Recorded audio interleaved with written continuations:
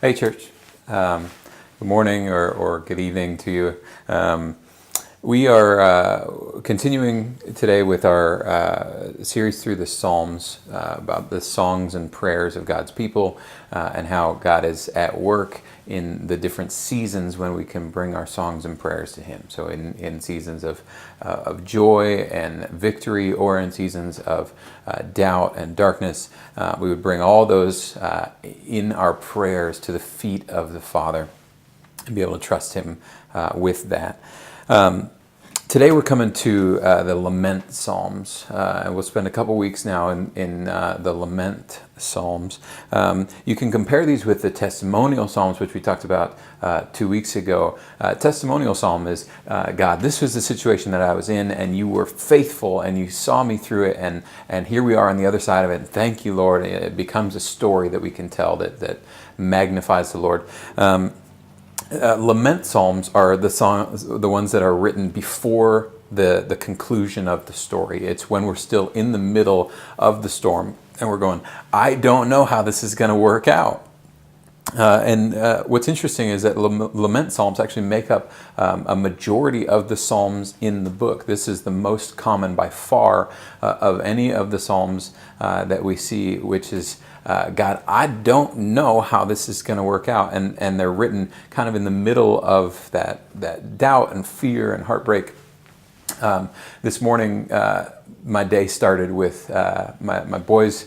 They wanted French toast, and so we made some breakfast, and I'm like in the kitchen focusing on getting this French toast made, and it was going to be awesome. And the kids, I go, all right, get up to the table, and John Mark and Bear do just fine, but I hear Clark, who is like normally pretty happy-go-lucky. I can hear the squawking start, and he's making a lot of noise, and he's getting frustrated, and so finally I turn around from what I'm doing and see that he is like hanging on to the side of his like high chair and he's tried to climb up it, but he can't get his stubby little legs up over the edge, and so he's just hanging on, and has been for a couple like 30 seconds probably at this point.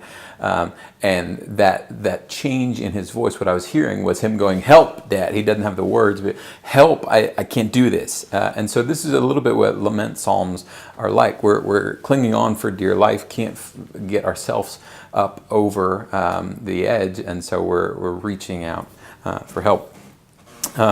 We see in these lament psalms a typical progression that's consistent through almost all of them, is that there is an introductory cry, Lord, have mercy on me, sort of thing, and that's followed immediately by the lament, the problem, the obstacle which the writer finds.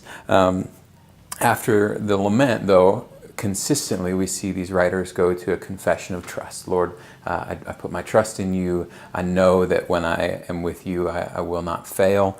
And then finally they end with a prayer and a shout of praise. And so consistently there are problems. I mean, we want to see these with open eyes, that there's a lot of obstacles. There are a lot of tragedies that wait for us. And so we want to see those truthfully, but also we want to surround them with trust in the Lord. That He is worthy of our trust, that He is there and ever present, He's listening, and He's powerful enough to deliver us from what is freaking us out. So the psalm of choice this week is Psalm 57. We're going to pause the video and take some time and just read it together in your house church, and then start the video again. Go ahead. So Psalm 57 is just a marvelous example of the depths of emotion that David feels both ways. And again, this is a lament which is surrounded by trust in the Lord.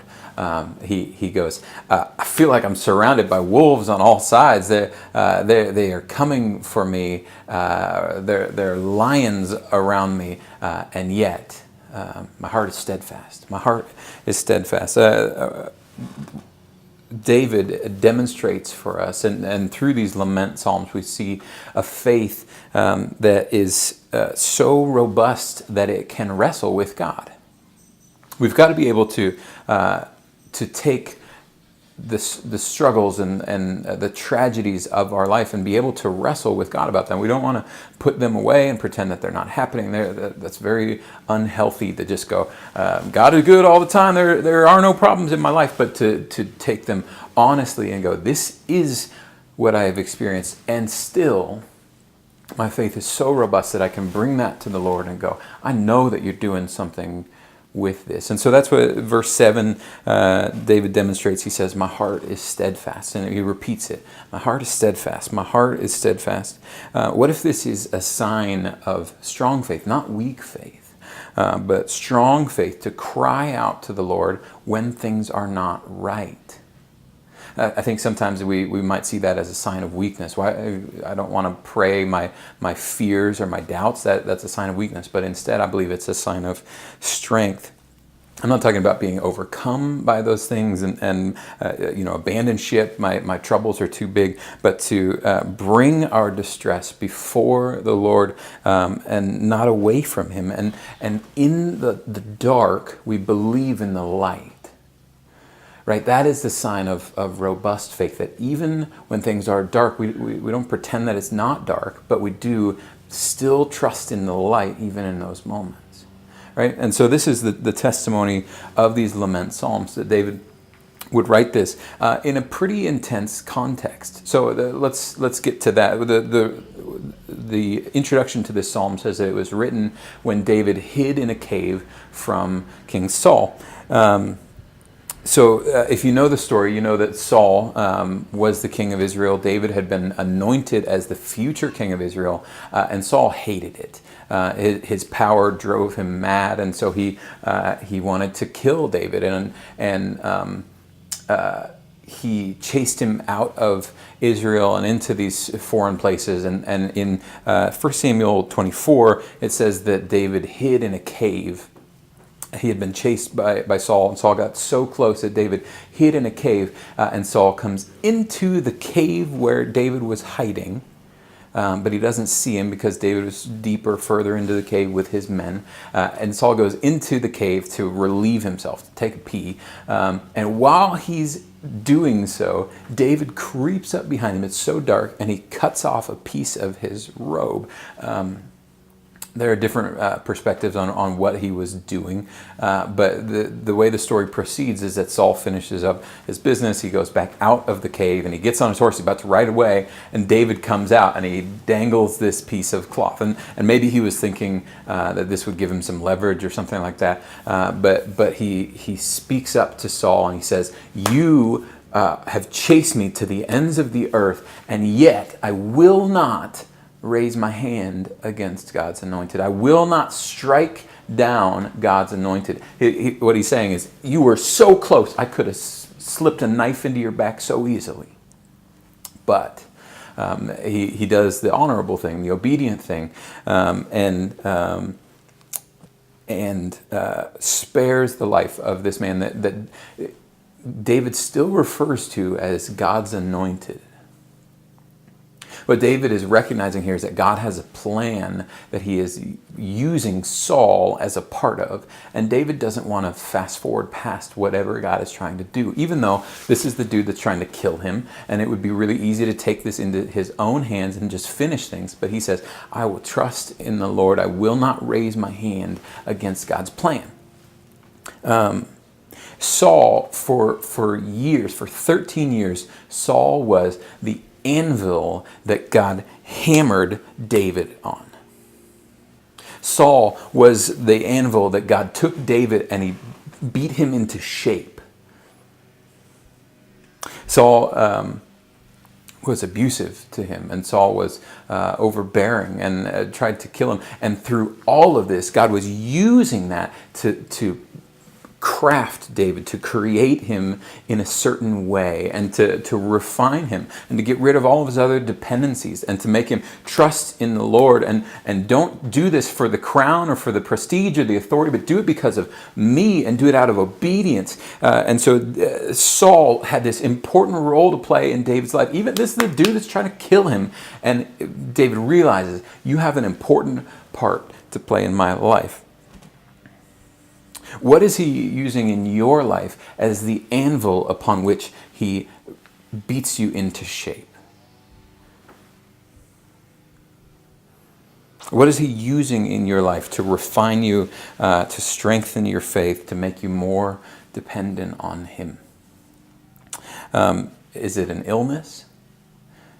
Is it depression? Is it a financial crisis? In what way is he stripping away the other things that you could depend on and saying, depend on me instead? Is it a sin that you just can't ever seem to master, and it just keeps reinforcing, you're not the solution, trying harder isn't going to fix this, lean on me? What is that anvil which God is using to beat you into shape? For me, it's a constant realization of my own inability. Like all the things that I want to do, all the things that I feel called by God to do, I just can't do. And I'm realizing slowly that I just don't have the gifts, I don't have the tools to accomplish what I want to accomplish. Now, does that mean that God doesn't want to accomplish those things? No. What it means is he wants to work, he doesn't want me to get the glory for accomplishing something. He wants me to be fully dependent on him. And so I'm constantly being hammered into shape upon the anvil of my own inability. And maybe for you, it's the same, or maybe it's fears and doubts that just keep you clinging to the Lord. Maybe it's an illness. Could we have enough faith to believe that he's not bringing us through these things because he's spiteful or because he's ignoring us, but because he knows that it will make us stronger and sharper and more useful and more obedient and more faithful? This last year I've wrestled with depression, and I've tried to not hide that and instead just go, I don't know what the other side of this looks like. But I do know that God is trying to do something in me in the middle of it. And so rather than run from it or minimize it or try to pretend it's not happening, what I'm going to do is allow God to do his holy, sanctifying work through my circumstances. And I'm going to keep my eyes open and try to see the lesson that he's giving me. And I see the same lesson over and over and over. John, you cannot do this in your own strength. John, you will not accomplish what you want outside of dependence upon the Lord. John, I'm going to shut all the other doors so that you only have one door through which to walk, and that is complete faith and obedience. John, stop trying to impress people and instead teach them to pray. Trust in the Lord. For David, King Saul did that. He shut all those other doors, and the only one that was left open was complete obedience and trust. What is it for you? And my encouragement to you this morning is not to run away from those things, but to lovingly see them as God's hand at work in your life, shutting other doors and in all ways pointing you toward the one that he wants you to walk through. It's not a bad thing. It's a holy thing. In this particular story, I think that God is teaching David two things. First, he's teaching him that doing the right thing doesn't always get rid of the circumstances that you're in. Right? David here refuses to, he says, I will not raise my hand against the Lord's anointed, and it doesn't fix the problem. Being obedient, doing the right thing, saying the right words does not make Saul stop trying to kill him. In fact, Saul would try to kill him multiple times again after this point. But even in that darkness, David continued to believe in the light. He continued to pour out to the Lord his trust and his obedience. And for you, doing the right thing does not guarantee that your sickness will go away, or that your depression will recede, or that your crazy relatives will sort out their issues, or that your sin will mysteriously depart from you. But we're not motivated by getting rid of our circumstances. We're motivated because we have tasted and seen that the Lord is good. Taste and see that the Lord is good. And a day with him is better than 10,000 years somewhere else. And so even if obedience to the Lord means my circumstances won't go away, I will still be obedient to the Lord. I will still not take my future into my own hands, but I will trust that my future is in good hands, in his hands. And so second, David learned to stop trying to rush God's plan and stop trying to take it into his own hands. God forbid that I would raise my hand against God's plan. This attitude actually reminds me of Christ on his way to the cross. When you think about what Christ endured on the night that he had a feast with his friends and went out to the garden and was arrested, and within a span of like 7 hours was paraded to the cross and hung up for all to see. He could have at any moment said the word and it would have been over. The angels would descend and take him down off of that tree, and they would defeat his enemies, and every Roman soldier would bow the knee, and they would see the glorified Christ right in front of them. But he says, not my will, but yours be done. I will not raise my hand against God's anointed. I will not take the plan into my own hands. I will be obedient to what God's plan is.